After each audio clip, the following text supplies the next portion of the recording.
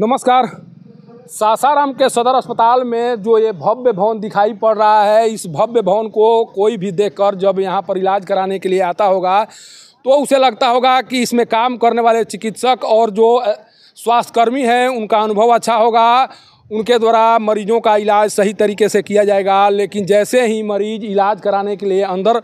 जाते हैं उसके बाद उनका तमाम भ्रम टूट जाता है, कारण कि इसमें ऐसे चिकित्सक और स्वास्थ्यकर्मियों की पोस्टिंग की गई है जिनका अनुभव जो आरएमपी होते हैं यानी रूरल मेडिकल प्रैक्टिशनर होते हैं उनसे भी कम है। मैं ऐसा इसलिए कह रहा हूं कि जब मैं एक घटना के बारे में बताऊंगा, जब एक यहाँ के कारनामे के बारे में बताऊंगा, तब आपको सुनकर आश्चर्यचकित होने पर मजबूर कर देगा। और जब इस परिसर में काम करने वाले जो चिकित्सक हैं, जो स्वास्थ्यकर्मी हैं, उनके अनुभव के बारे में जानेंगे तो आपका होश उड़ जाएगा। कल एक 3 माह की बच्ची को इलाज कराने के लिए इसी अस्पताल में लाया गया था और इस अस्पताल में आने के बाद चिकित्सकों के द्वारा उसे देखकर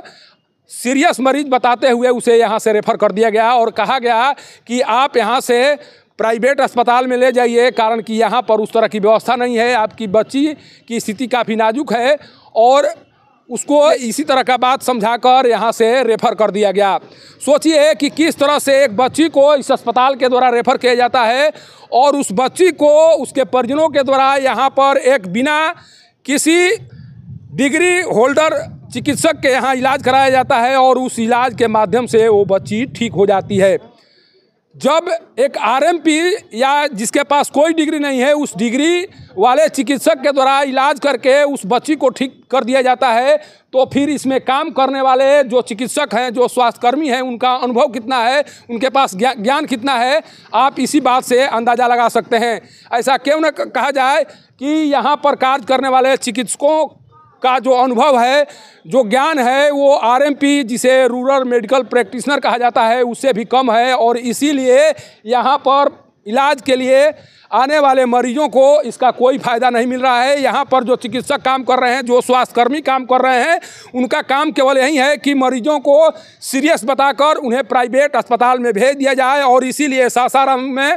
जो निजी क्लिनिक हैं वो फल फूल रहे हैं। आइए मैं आपको अंदर का नज़ारा दिखाने की कोशिश कर रहा हूँ, कितना भव्य ये भवन बनाया गया है और किस तरह से यहाँ पर भव्यता दिखाई पड़ रही है। लेकिन जैसे ही यहाँ की सच्चाई के बारे में आप जानेंगे, जैसे ही यहाँ के चिकित्सकों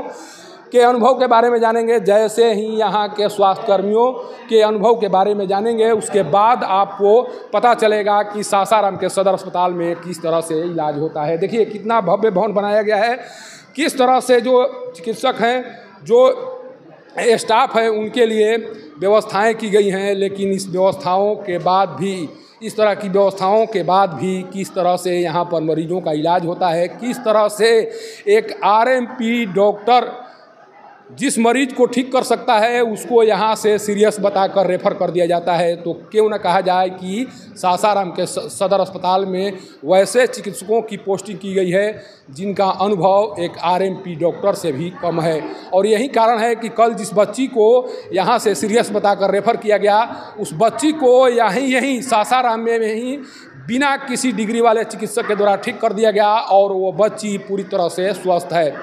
अगर वाकई में सरकार के द्वारा यह कोशिश की जा रही है कि बिहार की स्वास्थ्य सुविधाएं बेहतर हों, तो कम से कम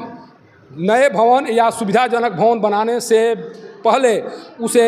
जो चिकित्सक हैं, जो स्वास्थ्यकर्मी हैं, उनकी गुणवत्ता, उनका ज्ञान, उनका अनुभव जानना बेहद ज़रूरी है। उन्हें इस सरकार को यह भी जानना ज़रूरी है कि जिस चिकित्सक की पोस्टिंग मैं किसी स्वास्थ्य विभाग में या कहीं पर कर रहा हूँ, तो उसके द्वारा उस विभाग को सही तरीके से काम किया जाएगा, उसके स्तर से ऐसा काम किया जाएगा जिस काम के बदौलत स्वास्थ्य विभाग की जो स्वास्थ्य विभाग में जो सुविधाएं हैं उसका लाभ लोगों को मिल पाएगा। लेकिन शायद इस तरह का कार्य स्वास्थ्य विभाग या बिहार सरकार के द्वारा नहीं किया जा रहा है, जिस कारण से अभी भी